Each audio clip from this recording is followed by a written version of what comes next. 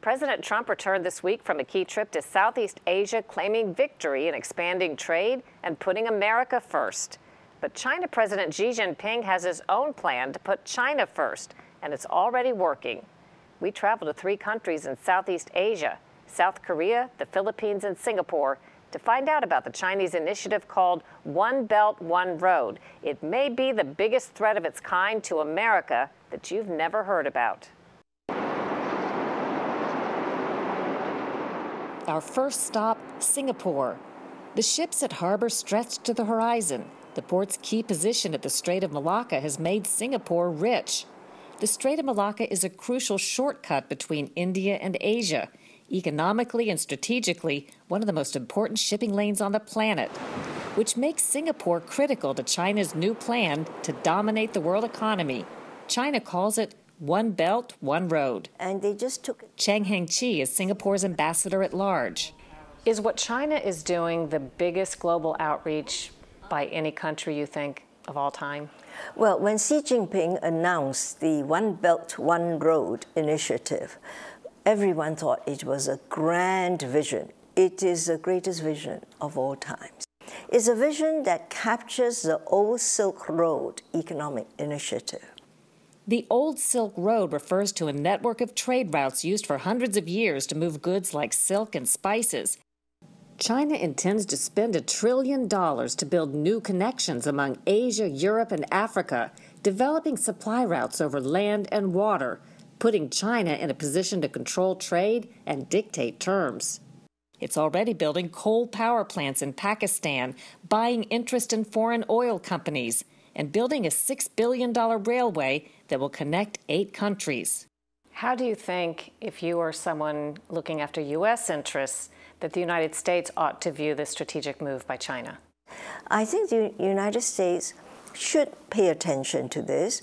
And if the United States sees itself as a global leader, then you would ask yourself, oh, what are they doing that I'm not doing?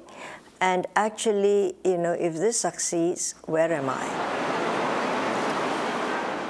Today's Western influence on Singapore is obvious in its city center dressed to the nines. But China's influence is rising. It's already spending 1/3 of its One Belt, One Road investments in Singapore and recently closed an $11 billion deal to buy a Singaporean warehouse and logistics firm. Will China's tempting investments reorder the world order and pull U.S. allies in a different direction? Kirk Wagner is the former U.S. ambassador to Singapore. He says the U.S. may be losing ground. That's been a little bit of a frustration for me. Now, we have 3,700 American companies that are based here in Singapore. Some people are getting the memo, but there are 21,000 American companies in Mexico. What does Singapore do? What do these other Southeast Asian nations do with 2 great world powers trying to befriend and court them? Most ASEAN countries, the 10 countries in Southeast Asia, really don't want to choose. They would like to be in the center, And I've said, trade is promiscuous. You can trade with as many partners as you like. Some countries have found the United States less willing to engage them, and so they've been engaging far more with China. Against the opulence of Singapore, the Philippines is a rustic cousin. Almost 13 million people live in the capital of Manila, a chaotic collection of wealthy sky-rise neighborhoods built around a colonial-era polo club. The Philippines is another key country in China's One Belt, One Road initiative. By all accounts, Filipino President Duterte, elected last year, is pivoting away from the U.S. toward China, saying One Belt, One Road lines up with his own goal of upgrading his nation's infrastructure. This administration particularly has indicated that they're shifting away from the U.S., which I think is a mistake in my own view. Jose Quisia was the Philippine ambassador to the U.S. until last year. The president would like to develop stronger ties with China and Russia. He believes that we've been too close to the U.S. and that he would like to strengthen relationships by showing that he is not as closely affiliated with the U.S. as the previous administrations. I think that from a geopolitical perspective, the Philippines is at an absolute critical juncture. I don't want to call it a battle, but essentially the competition over influence. Jean Yu is a former U.S. Army Green Beret who now runs a security business in the Philippines, Black Panda. In my opinion, One Belt, One Road is essentially China's answer to the Marshall Plan of what the states did after World War II.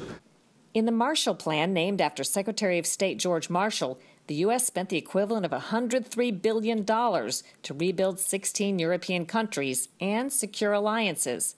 China's investment and potential payoff are even bigger. It's not exactly that way. Professor Salida Mansad, a Filipino economist, is skeptical of deals being offered by China, such as loans so risky that Western countries won't make them and borrowing countries won't be able to pay the money back. I don't mean to cast aspersions on China's initiative, but it's almost like bribery, it seems to me. Well, what else is it? The fact is, China is willing to give softer loans, etc., and the clients are too anxious to get this money. She sees uncertainty in the prospect of a rising China. Why do you think the United States should be concerned about that?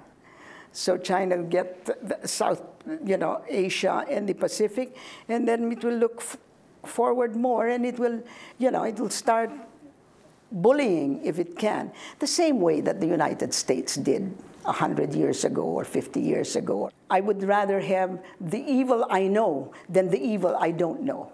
Let's put it that way. The last stop in our examination of One Belt, One Road is Korea. Do you view the potential changes as something favorable for the region and the world? I'm very concerned that China is becoming the biggest country in the world. Congresswoman Hye-hoon Lee leads South Korea's opposition party. China's attitude toward our society is pretty much hostile. And it's up to the infantry to clear out the pockets of die-hard communists. China has been hostile since the 1950s, when it backed communist North Korea in the Korean War. In contrast, the U.S. has stood by South Korea. The once proud capital of the Korean Republic is a mass of ruins. And watched it grow from one of the poorest countries in the world to one of its biggest economic success stories. Today, 10 million people live in the modern, bustling capital city of Seoul. For all of South Korea's ties to the U.S., China is South Korea's #1 trade partner and in a position to tighten the screws. So earlier this year, when South Korea positioned U.S. anti-missile batteries amid North Korea's aggressive missile launches, China caused that provocative and slapped South Korea with threats and trade cuts. Congressman Kim Byung-gi serves on South Korea's Defense and Intelligence Committees. He wants China to use its influence to rein in North Korea. China is exerting more economic influence in South Korea, as well as military influence in North Korea. China and North Korea have developed a strategic partnership, and if China really thinks we're a good friend, China should make their bad friend do the right things. Is China exerting more influence than before? China is a big sort of economic power and a growing sort of military power as well. Political science professor Ra Chong-il was a campaign advisor to South Korea President Moon Jae-in, who was elected in May.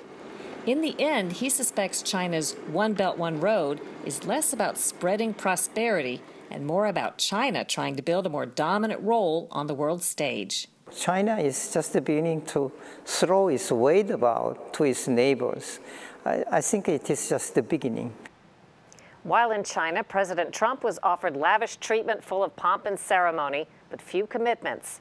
Of the competition for Southeast Asia, President Xi simply said, the Pacific is big enough to accommodate both China and the United States.